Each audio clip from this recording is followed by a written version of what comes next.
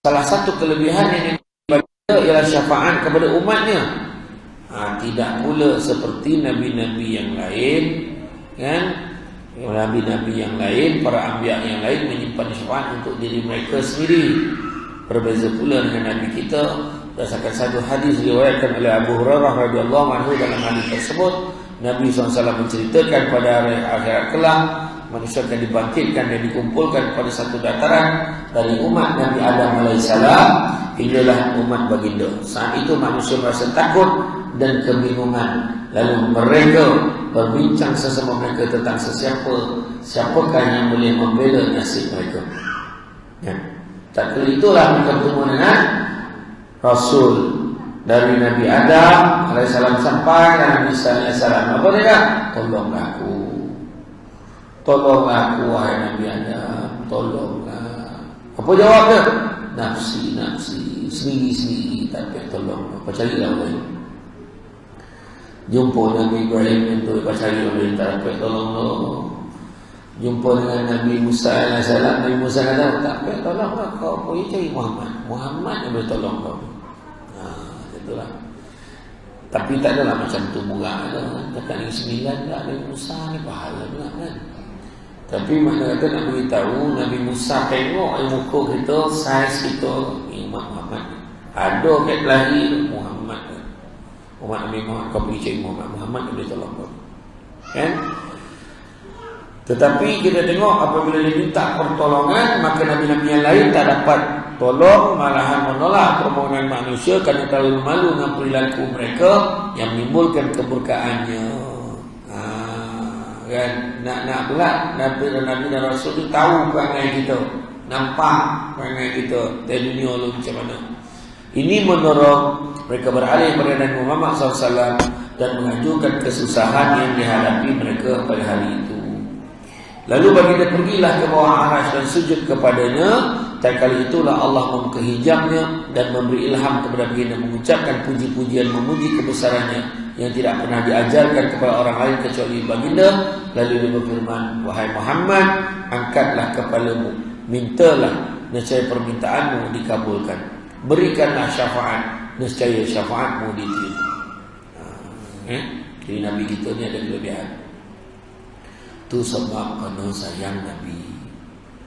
Kan, orang perempuan berantilah meraung sebab jantan. Cukup.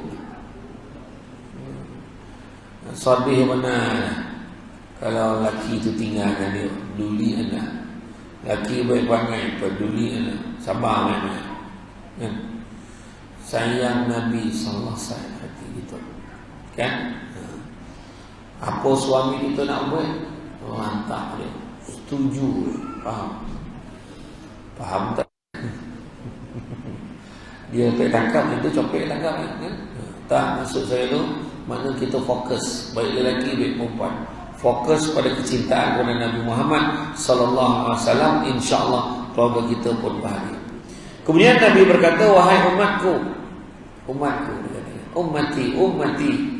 Lalu Allah mengabulkan permintaan baginda dan umat Nabi Muhammad SAW untuk dapat masuk syurga tanpa perlu dihisab dari pintu syurga di sebelah kanan, manakala selebihnya masuk dari pintu lain. Bila ditanya jarak antara dua pintu syurga tersebut, jaraknya sama seperti jarak perjalanan antara Makkah dan juga Hajar, iaitu sebuah bandar di Bahrain atau Makkah dengan Busra. Punya jauh, besar kan pintu ni, kan? Jaraknya pun jauh. Dan dikatakan salah satu tiket nak masuk syurga. Ni bagi tips soalan bocor. Ya, soalan bocor. Ada seorang lelaki diperintahkan, masuklah kau ke dalam neraka. Kemudian tiba-tiba terdengar satu suara, ya Allah, janganlah kau masukkan dia ke dalam neraka. Kenapa pula? Kerana dia pernah menangis kerana-Mu, ya Allah. Siapa yang cakap apa? Berkat sehelai rambut. Ada sehelai rambut tu, bila lelaki itu menangis, terkena ke rambut tu jadi saksi. Jadi Allah perintahkan, maka masuklah kau ke dalam syurga. Tapi malam sekarang kalau nak nangis, tak payah ditadah rambut tu. Contoh, Makna menggambarkan, tak percaya nanti boleh rujuk dalam kitab Mukasyafatul Qulub, penenang jiwa daripada Imam Al-Ghazali, di bawah tajuk menangis kerana takut kepada Allah. Orang yang menangis, kata Nabi, menangis kerana Allah, maka diharamkan tubuh badannya dijilat oleh api neraka. Digambarkan pada ketika Nabi nak bawa umat dia masuk ke dalam syurga, tiba-tiba terdengar satu bunyi yang sangat bingit. Punya kuat bunyi tu nak pecah dalam telinga. Bunyi apa? Bunyi ngauman nak pilih aku. Bunyi ngauman pilih aku. Berapa jaraknya? Jaraknya kira-kira 500 tahun perjalanan. 500 tahun perjalanan. Macam tu punya bunyi. Kalau roket mampu tahu ya. Kan? Tapi masalahnya akhirat nanti mati itu sendiri dimatikan, tak ada mati-mati. Maka Nabi kata, demi umatku yang bersolat, berpuasa, beribadah kepadamu ya Allah, pergilah kau wahai aku. Tapi bila Nabi halau makin datang api. Makin Nabi halau makin datang api. Makin okey berada. Nabi pun jadi buntu. Tiba-tiba datang malaikat Jibril, dia bawa segelas air. Wahai Muhammad, kau ambillah air ini dan kau siramkanlah, kau jiruskanlah, kau renjiskanlah kepada api neraka itu. Dengan izin Allah, mudah-mudahan kau dapat meredakan api. Nabi ambil, kemudian Nabi renjiskan kepada api neraka, reda api. Segelas air. Nabi pun tanya, wahai Jibril, air apa yang kau bagikan dulu? Wahai Muhammad, itulah air mata umatmu yang menangis kerana. Nampak? Itu yang penting tu sebabnya kita kena paksa diri kita dunia. Bila kita boleh bangun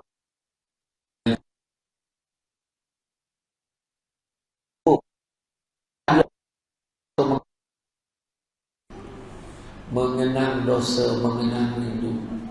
Kan kata Jamal bilang kan. Jadi bila kita mengenang dosa itu kita nangis. Itulah yang nak bantu kita. Sayyidina Abu Bakar kata, akhirat nanti seramai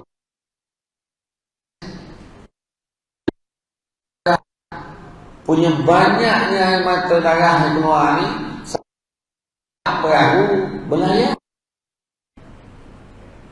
pada mata darah.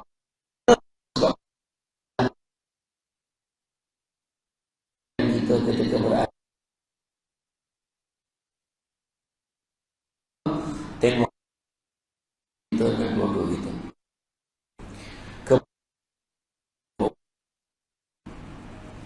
Saya selalu cakap ini ada 5. Yang pertama kunci rumah.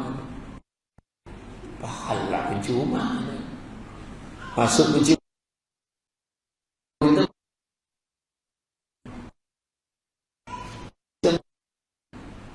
Alah. Terbaik. Nah dia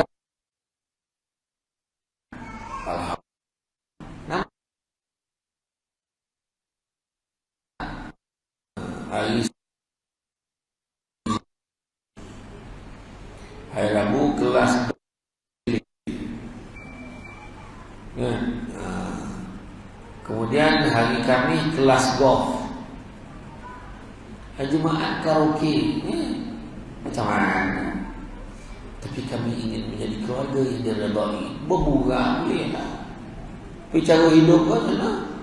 Kan? Itu maksudnya cara hidup, sistem hidupnya. Bila nak makan dia doa, Bismillahirrahmanirrahim, Allahumma barik lana. Ini makan terakam nazam dengan abah-abah sama di kuang halal. Kan? Ini sebenarnya satu perkara yang kita kena perhatikan. Sistem keluarga kita macam mana?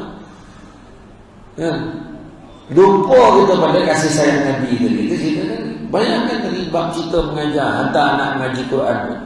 Jangan lupa kisah Sayyidina Umar. Bagaimana ada seorang lelaki bawa anak dia jumpa dengan Sayyidina Umar, wahai Umar, kau kalau nasihatkan anak aku ni dah aku.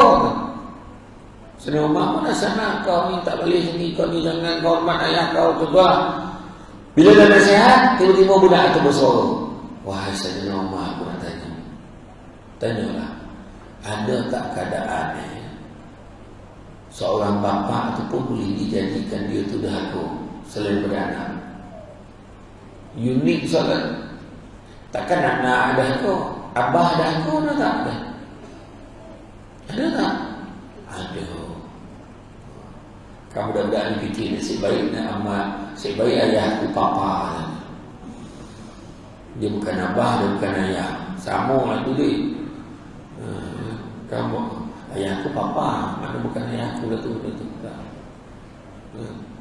Tak, maknanya apa keadaannya? Sayyidina Umar kata ada 3 keadaan. Seorang bapa dia katakan derhaka. Pertama, kegagalan memberikan nama-nama yang baik untuk anak. Bapa tu derhaka. Belasah dia bagi nama anak. Nama anak apa? Waduk. Nama anak Tiang. Contoh lah. Tiang ni. Contoh. Nak sanang kita kan. Loker. Contoh. Gabungkan nama kita nama agama kita gabung dengan untuk anak sulung kita, tanda kasih sayang kita. Yahya Mahdi, Yamaha muda. Masnah Daud Mazda. Kena ejek dengan kawan. Maka dia cakap apa budak tu? Wahai Umar, kalau contoh yang budak ke lah. Sebab tu dia bagi nama aku ni, dia bagi nama aku sekarang ni.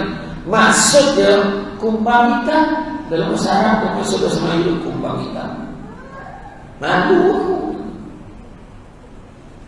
Yang kedua, kegagalan yang menyediakan ibu yang baik untuk anak tu. Maknanya kena didik isteri kita jadi baik supaya boleh didik anak. Itu pun bapa tu juga yang derhaka. Dan yang ketiga, kegagalan mendidik anaknya dengan Al-Quran. Maksudnya kegagalan memberikan ilmu pengetahuan kepada anak. Pada ketika dulu Quran, pada ini Quran dan lain-lain.